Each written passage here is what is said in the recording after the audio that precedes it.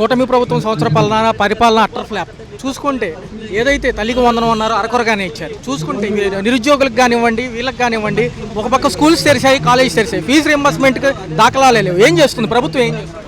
ప్రభుత్వం ఇచ్చినటువంటి హామీల్లో అది తల్లికి వందనం ఇచ్చారో లేదో కానీ తండ్రికి ఇంధనం మాత్రం ఇచ్చినటువంటి కూటమి ప్రభుత్వం అధికారంలోకి రావడానికి ఆ రోజు నిరుద్యోగులను యువకులను మోసం చేసి రాష్ట్ర వ్యాప్తంగా సుదీర్ఘ అనుభవం కలిగినటువంటి ముఖ్యమంత్రిని 5 సంవత్సరాల్లో 20 లక్షల ఉద్యోగాలు ఇస్తాము, ఉద్యోగాలు ఇచ్చేటువంటి బాధ్యత నేను తీసుకుంటానని చెప్పి యువగలం పాదయాత్రగా వేదికగా లోకేష్ గారు చెప్పడం జరిగింది.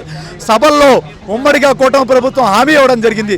ఇచ్చి అధికారంలోకి వచ్చి వాళ్ళు మోసం చేసి గద్దెనెక్కినటువంటి కూటమి ప్రభుత్వం సంవత్సర కాలంలో ఒక్కటంటే ఒక ఉద్యోగం ఇవ్వకుండా దాదాపుగా 4 లక్షల ఉద్యోగాలు ఇవ్వాల్సినటువంటి కూటమి ప్రభుత్వం ప్రశ్నించే వేదికగా రోడ్డుపైకి ఏమైనా మా హామీలు ఏమైనా ఇంటికో ఉద్యోగం ఇవ్వని పక్షంలో 20 లక్షల ఉద్యోగాలు ఇవ్వలేని పక్షంలో ఇంటికి వ్యక్తికి 3,000 నిరుద్యోగ భృతి ఇస్తానని చెప్పి ప్రశ్నిస్తుంటే ఈరోజు రెడ్ బుక్ రాజ్యాంగ నిర్మాతగా ఈరోజు లోకేష్ గారు వాళ్ళపైన అక్రమంగా కేసులు పెట్టి మెగా డిఎస్సి అని చెప్పి ప్రతి సంవత్సరం డిఎస్సి ఇచ్చే బాధ్యతను తీసుకుంటానని చెప్పి భయపెట్టి యువకులను మోసం చేసినటువంటి కూటమి ప్రభుత్వం ఖచ్చితంగా ఈరోజు వైఎస్ఆర్ కాంగ్రెస్ పార్టీ పిలుపు మేరకు రాష్ట్ర వ్యాప్తంగా 175 నియోజకవర్గాల్లో యువగలం యువత ఆధ్వర్యంలో ఈరోజు వాళ్ళకి హామీని నెరవేర్చాలని చెప్పి హామీని నెరవేర్చని క్రమంలో వాళ్ళ మెడలు వంచైనా సరే హామీని నెరవేర్చే క్రమంలో వైఎస్ఆర్ కాంగ్రెస్ పార్టీ యువతకి, నిరుద్యోగులకు, విద్యార్థులకి అండగా ఉంటుందని చెప్పి ఈ సందర్భంగా తెలియజేస్తాం.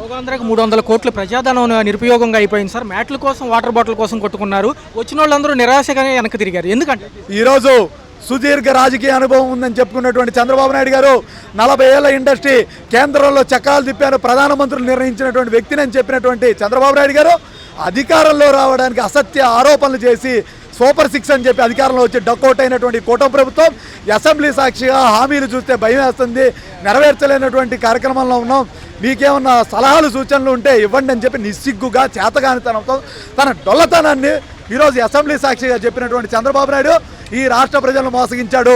ఖచ్చితంగా యువకులు, నిరుద్యోగులు, విద్యార్థులు, ఈ కుటుంబ ప్రభుత్వాన్ని అన్ని వర్గాల ప్రజలు ఖచ్చితంగా బుద్ధి చెప్తారు, వాళ్ళని గద్దె దించుతారని చెప్పి సందర్భంగా తెలియజేస్తారు. లోకేష్ గారు అజాపజాలేరు ఏమైపోయారు? ఐటీ శాఖగా ఉన్నారు, విద్యాశాఖగా ఉన్నారు, అసలు ఏమైపోయారు? స్కూల్ పుస్తకాలు చూసినా ఏం చూసినా 10,000 పైన ఇప్పుడు వసూలు చేస్తున్నారు ఏ స్కూల్స్లో.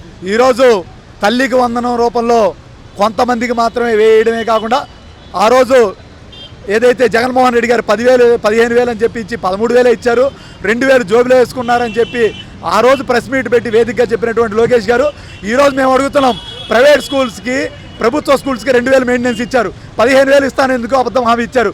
ఈరోజు అధికారంలోకి వచ్చిన తర్వాత సంవత్సరం తర్వాత వైఎస్ఆర్ కాంగ్రెస్ పార్టీ పోరాటం చేస్తే 13,000 ఇచ్చారు, ఆ 2,000 మీ జోబులోకి వెళ్ళినాయా? అదేవిధంగా ప్రైవేట్ స్కూళ్ళకు కూడా 2,000 తగ్గించేశారు. అంటే ప్రైవేట్ స్కూల్ నారాయణ, చైతన్య ఈ స్కూల్స్కి సంబంధించినటువంటి ఆ 2,000 కూడా మీ ఖాతాలోకి వెళ్ళినా?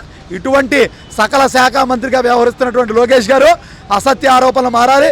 ఈరోజు సోషల్ మీడియా వేదికగా గత ఏదైతే వారం క్రితం సత్తెనపల్లిలో జరిగినటువంటి ఇన్సిడెంట్లో జగన్మోహన్ రెడ్డి గారికి భద్రత కలిగించి జగన్మోహన్ రెడ్డి గారి ప్రాణ హానికి కలిగించే విధంగా జగన్మోహన్ రెడ్డి వాళ్ళు చేస్తున్నటువంటి నిర్ణయాలు మేము ఎండగడతాం. ఈరోజు వారం రోజుల తర్వాత ఒక అబద్ధపు ఫేక్ వీడియోని రిలీజ్ చేసి ఈరోజు జగన్మోహన్ రెడ్డి గారి ప్రతిష్టను దిగజారుతామని చూసే పరిస్థితి లేదు. ప్రజల పక్షాన జగన్మోహన్ రెడ్డి గారి జనాలు ఎల్లవెల్లా ఉన్నారు. ఈరోజు జనాల రక్షణతోనే జగన్మోహన్ రెడ్డి గారు ప్రజల్లోకి వెళ్తున్నారు తప్ప మీ ప్రభుత్వం అధికారులను చూసి వెళ్ళట్లేదు. ఖచ్చితంగా మీరు ప్రజా వ్యతిరేక విధానాన్ని ఎండగట్టితారు. అయితే అట్టహాసంగా ప్రారంభించిన సంవత్సర పాలన అట్టర్ ఫ్లాప్ అవ్వడంతో ఏం చేయాలో తెలియట్లేదు చంద్రబాబు గారికి. చూసుకున్నట్లయితే ఈ సంవత్సరంలో చేసింది ఏమీ లేదు, ఇచ్చిన పథకాలన్నీ అరకొరగానే అమలయ్యాయి, చాలామందికి ఎగ్గొట్టారు. చూస్తే ఎలా అనిపిస్తుంది? ఈరోజు వైఎస్ఆర్సీపీ ఆధ్వర్యంలో జరిగిన ఈ యొక్క యువత పోరుకు సంబంధించి అనేక మంది యువత స్వచ్ఛందంగా పాల్గొన్నారు. ఎలా ఉంది? ముందుగా చంద్రబాబు నాయుడు గారు అన్ని వర్గాలను మోసం చేశారండి. అందులో ఇవాళ వైఎస్ఆర్సీపీ పిలుపు మేరకు యువత పోరు అనేది విజయవంతంగా ఎందుకు వాళ్ళు చూస్తే స్వచ్ఛందంగా రోడ్ల మీదకి యువత వస్తున్నారు. ఎందుకంటే అతను మోసం చేశారు కాబట్టి. నిరుద్యోగ భృతి ఇస్తాను అన్నాడు 3,000 రూపాయలు ఎక్కడిచ్చారు? మీరు సీఎం అయి సంవత్సరం అయింది అంటే నెలకి 3,000 చొప్పున 36,000 మీరు ప్రతి నిరుద్యోగికి బాకీ ఉన్నారు. అవి ఎప్పుడు ఇస్తారని చెప్పి వాళ్ళ ప్రతి విద్యార్థి రోడ్డు మీదకి వచ్చి నిలదీస్తున్నారు మిమ్మల్ని. అదేవిధంగా విద్యాశాఖ మంత్రి లోకేష్ ఉన్నాడు, ఆయన ఏం చేస్తున్నాడండి? దుబాయ్లో వెళ్ళి క్రికెట్ మ్యాచ్లు చూస్తాంలోను, ఐపీఎల్ మ్యాచ్లు చూస్తాంలోను బిజీగా ఉన్నాడే తప్ప విద్యాశాఖ గురించి ఏమైనా పట్టించుకుంటున్నారా? మొన్న 10th క్లాస్ పరీక్షల్లో కూడా ఎన్ని తప్పు దొరకలండి. ఫెయిల్ అయిన విద్యార్థికి 90 మార్కులు వచ్చాయి, మళ్ళీ రీవెరిఫికేషన్ పెట్టుకుంటే. అలాంటి తప్పులన్నీ జరుగుతుంది. నేనేమవుతున్నాడండి, వైజాగ్ వెళ్ళి ఐపీఎల్ మ్యాచ్ చూస్తా చిల్ అవుతున్నాడు. అందుకే వాళ్ళ యువత రోడ్డు మీదకి వచ్చారు. వాళ్ళకి సపోర్ట్గా ఇవాళ నాయకులు దేవినేని అవినాష్ గారు కానివ్వండి, వెల్లంపల్లి శ్రీనివాస్ గారు కానివ్వండి, విష్ణు గారు కానివ్వండి, 7 నియోజకవర్గాల నుంచి వచ్చి యువతకు సపోర్ట్గా నిలబడి వాళ్ళ కూటమి ప్రభుత్వాన్ని నిలదీయడం జరుగుతుందండి. చూసుకున్నట్లయితే ఇప్పుడు ఏదైతే విశాఖపట్నంలో కట్టిన ఆ ప్యాలెస్లు కానీ అవి కానీ ఇవాళ వీళ్ళే ఉపయోగించుకున్నారు కదా. 300 కోట్లు యోగా దినోత్సవం దేనికి ఖర్చు పెట్టారు? వచ్చిన వాళ్ళలో పడుకుని మ్యాట్ల కోసం కొట్టుకున్నారు తప్ప అక్కడ అసలు ఏమైనా జరిగింది? అదంతా పెద్ద బోగస్ అండి. డబ్బులు ప్రజాధనాన్ని వృధా చేయడమే తప్ప మోడీ గారిని పిలుచుకొచ్చో లేదా ఇంకోళ్ళని పిలుచుకొచ్చో చేయాల్సినంత నెసిటీ లేదు.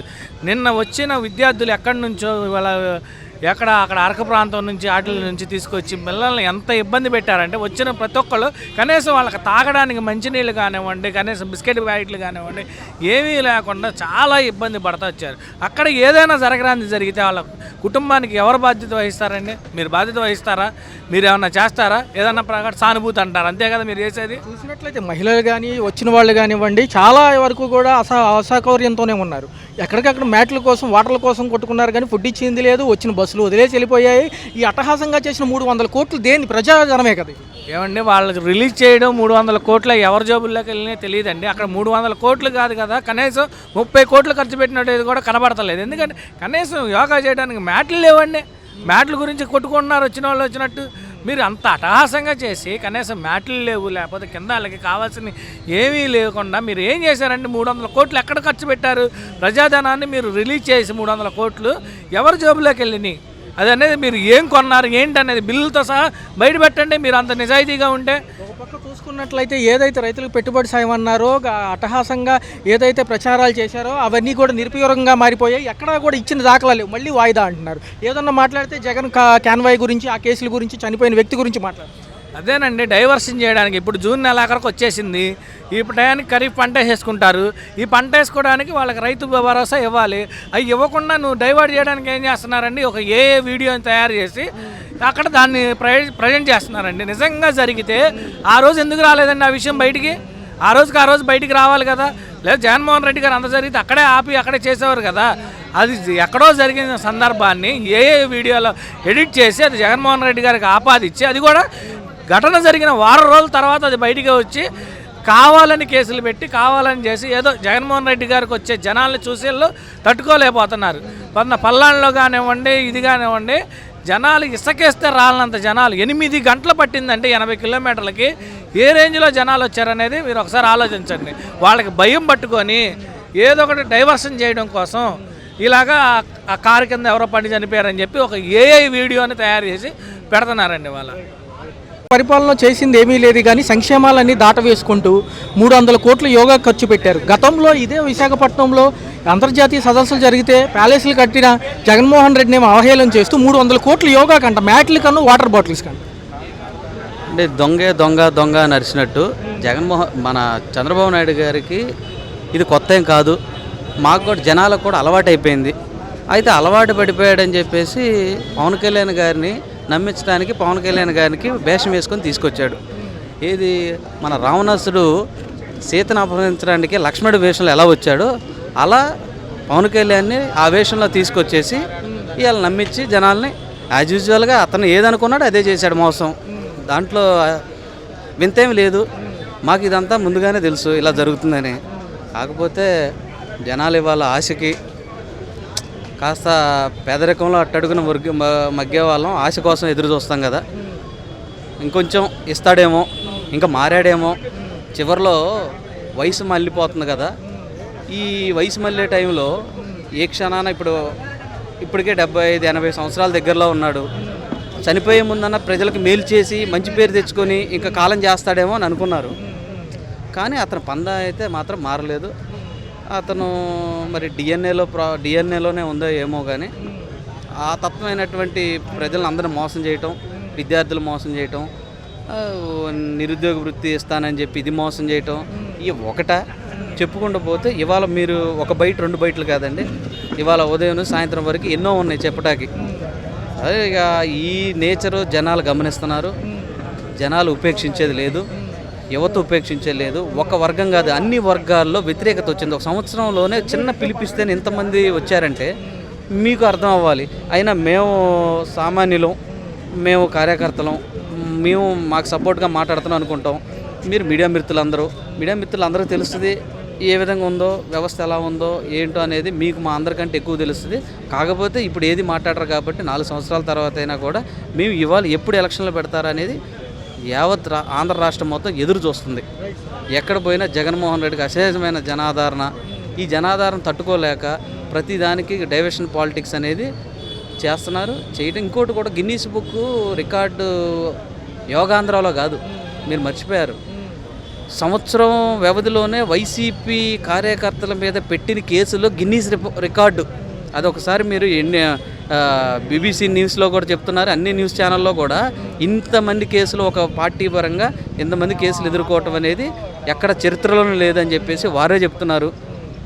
ఇదిదో గిన్నీస్ రికార్డు వాళ్ళు చేస్తున్నారు తప్ప ఈ యోగాంధ్ర, ఈ ఆంధ్ర 300 కోట్ల ఎవరు డబ్బులండి? రేపు ఏమన్నారు, ఆంధ్ర రాష్ట్రాన్ని శ్రీలంక చేస్తున్నాం అన్నారు. ఏమన్నా ఇది సమంజసమేనా? నువ్వు పెడితేనేమో ఇది రాష్ట్ర ప్రయోజనం కోసం, మా జగన్మోహన్ రెడ్డి గారు పెడితేనేమో సంపద అంతా దుర్వినియోగం చేస్తున్నారా? ఇవాళ తాత్కాలికమైన నువ్వు వేసే మ్యాట్లు జనాలు తీసుకెళ్ళిపోతున్నారు. ఎందుకన్నా పనికొస్తున్నాయి? నువ్వు పెట్టిన 300 కోట్ల రూపాయల ఖర్చులో ఒక్క 10,000 రూపాయల ఖర్చు వెనక్కి వచ్చింది మనం అని చూపించగలవు. ఇవాళ మేము జగన్మోహన్ రెడ్డి గారు ప్యాలెస్లు కడతారన్నాం. ప్యాలెస్లు ఇవాళ చూడండి, రేపు ఇవాళ ప్రధానమంత్రి గారికి ఎలాంటివి మీరు వసతిని ఏర్పాటు చేయగలిగారు? మా జగన్మోహన్ రెడ్డి గారు కట్టించకపోతే ఆ వసతిని ఏర్పాటు చేయగలిగేవాళ్ళ? ఏమండి ఇవాళ ఏంటంటే మేకని కుక్క అని చిత్రీకరించే ప్రయత్నంలో మీరు ఉన్నారు. అది సక్సెస్ అయ్యారు పోయినసారి. ఈసారి జనాలు నమ్మే పరిస్థితిలో లేరు. మీరు ఇంకా నమ్మదలిచే ఎవరిని కూడా ఇవాళ పవన్ కళ్యాణ్ గారిని కాదు, ఇంకే కళ్యాణ్ గారిని తీసుకొచ్చినా కూడా నమ్మే పరిస్థితిలో జనం లేరు. సంవత్సరం స్టార్ట్ అయిపోయింది సార్. ఒక పక్క బళ్ళు తెరిచారు. ఆల్రెడీ ఇదంతా లోపభూయిష్టంగానే ఉంది తల్లికి వందనం పథకం. ఏదైతే జగన్మోహన్ రెడ్డి ఇచ్చిన 87 లక్షల మందికి ఏదైతే అప్పుడు ఇచ్చారో అటు ఇటు చేసి సుమారు 50 కూడా ఇవ్వలేకపోయారు వీళ్ళు. మళ్ళీ దాంట్లో రూల్స్ అండ్ రెగ్యులేషన్స్ పెట్టారు. ఒక పక్క స్కూల్ స్టార్ట్ అయినాయి, కాలేజీ స్టార్ట్ అయినాయి. ఏమైపోయింది సార్ ఈ ఫీజు రీయింబర్స్మెంట్? ఏమైపోయింది? గతంలో మీరు రాగానే దున్నేస్తామన్నారు. ఇవాళ మేము కొన్ని కాలేజీలకి నోటీసులు పంపించే పరిస్థితిలో ఉన్నామండి. ఎందుకంటే ఫీజు రీఎంబర్స్మెంట్ రాక విద్యార్థులు ఎన్ని అవస్థలు పడుతున్నారో మాకు చాలా. ఎందుకంటే సర్టిఫికేట్లు ఇవ్వట్లేదు. వాళ్ళు ఎక్కడైనా ఉద్యోగం తెచ్చుకుందామంటే ఉద్యోగ అవకాశాలు లేవు. ఇళ్లలో పాపం కూలికి పోయి రోజువారీ కూలీలు చేసి చదివించి ఎన్నో తల్లిదండ్రులు ఎంతో బాధలు పడుతున్నారు. విద్యా దీవెనలు ఉండవు, ఏమీ ఉండవు. ఇవాళ ఏదో తల్లికి వందనం ఏదో మీ జగన్మోహన్ రెడ్డి గారు తాగిడి తట్టుకోలేక మొక్కుబడి చర్యగా 100 మంది ఉంటే 30 మందికి 40 మందికి వేసిన పరిస్థితి ఉంది. ఇక అందులో కూడా కట్టింగ్లు అంట. అదే జగన్మోహన్ రెడ్డి గారు ఏదైతే ఎంతమందికి అనుకున్నారో అంతమందికి క్లియర్ కట్గా ఏ ముఖ్యమంత్రి కూడా ఎక్స్ ముఖ్యమంత్రి ఎవరైనా కూడా జగన్మోహన్ రెడ్డి లాగా, మా జగన్మోహన్ రెడ్డి గారు లాగా పేపర్తో విత్ డేటాతో మాట్లాడిన దాఖలా ఎక్కడా లేదు.